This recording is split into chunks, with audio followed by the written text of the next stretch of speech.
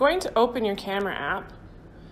And what you want to do is you want to find some light sources. So I have some windows here. And you want, so if I was standing, so the window's here, if I go in front of the window, in front of my art, I'm going to start to create some shadows. So what I'm actually going to do is I'm going to face the window so that I'm not creating any shadows, okay? And when you're doing this, and we have a kitty with a kitty piece of artwork, just, you know, for reference, you want to get your camera so that it is level or parallel to your image. So what that means is that your camera is on the same angle, okay? So right now I'm parallel with the floor as well as parallel with my artwork, okay? So that when I'm looking in my frame, do you see here? So it's gonna go a little messy because I'm gonna show you, but when you're looking around your artwork, because we can crop it after, you wanna try to get as straight and even of a border as you can, and then you're going to take the photo, okay?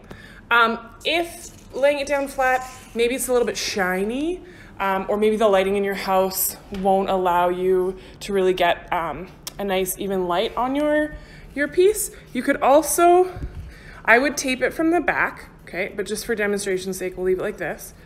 Put it against a vertical surface, okay? But do you see how, because I'm holding at the bottom, it's curling it? So it's actually distorting it. So it'll need to be taped for me to be able to take the picture. But when you're doing this, you want to make sure that you're finding really nice light. Okay, so now that we've taken the photo, so I have an iPhone, so the interface is gonna look like that, but most phones have similar things. So when I open the photo, what I'm gonna do is I'm going to click edit. In your cropping function, there should be some kind of function to straighten.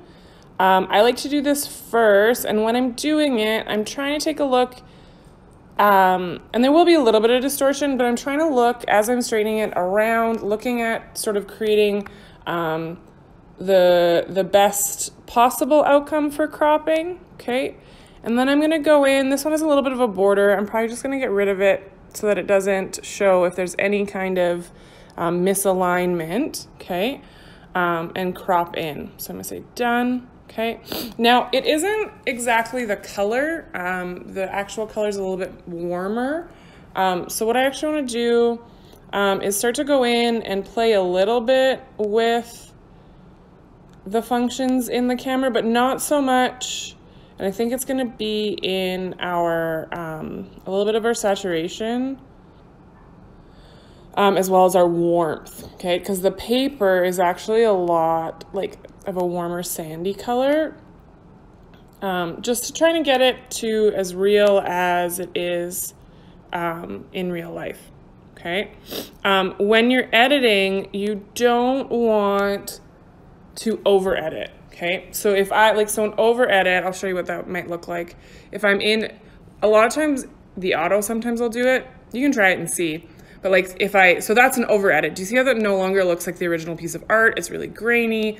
It's not keeping the same details, okay? So you wanna be careful that you're not over editing, okay? That can also be done with, like sometimes I see it a lot in saturation. So like if I oversaturate, it doesn't look like that in real life, okay?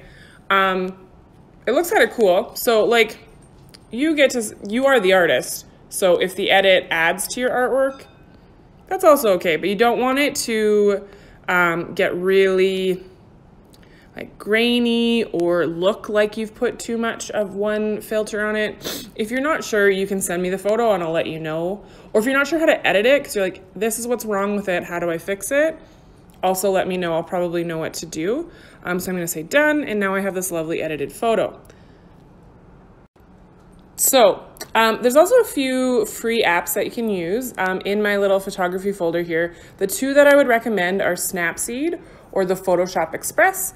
You could also do Lightroom Express as well. Snapseed has some good little quick things. So we're gonna go in, we're gonna open our image. We're gonna press the little editing icon here. And then that's when we're going to start to look at tuning the images, the crop if you want. There's different options in there for you. And with this one, when I pull down with my finger, it's going to give me the different options. And they're similar to what's in my iPhone editing app, but depending on what phone you have, you might not have as many options.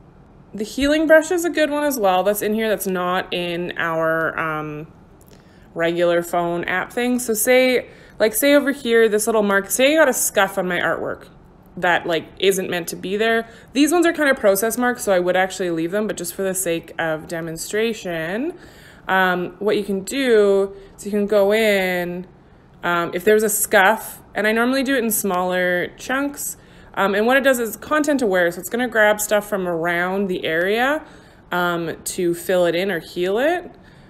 Be really careful with that, again, that you don't over edit it. But if you had, say like in that top up by the cat's head, say there's a big line across it because it got scuffed, I would use the healing brush to get rid of that. It's kind of like an eraser. It's a digital tool, okay?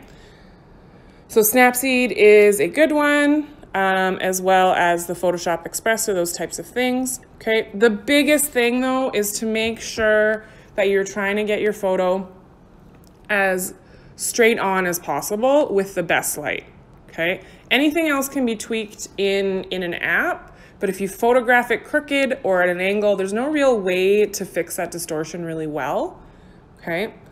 So lighting and making sure it's square are the biggest things.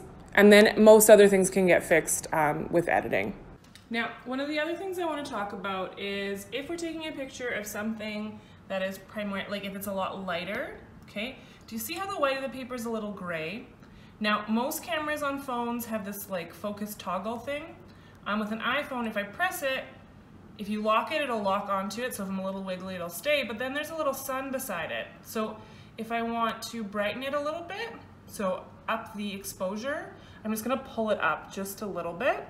And again, trying to get it as square as possible and taking my photo, okay? Do you see how it just went dark when I let go of that lock? And that's not necessarily true to what it looks like. So this is called exposure compensation. So if your piece is really light, then you might need to bump it up before you take the picture. You can also edit it a little bit afterwards, but I'd rather do it in camera.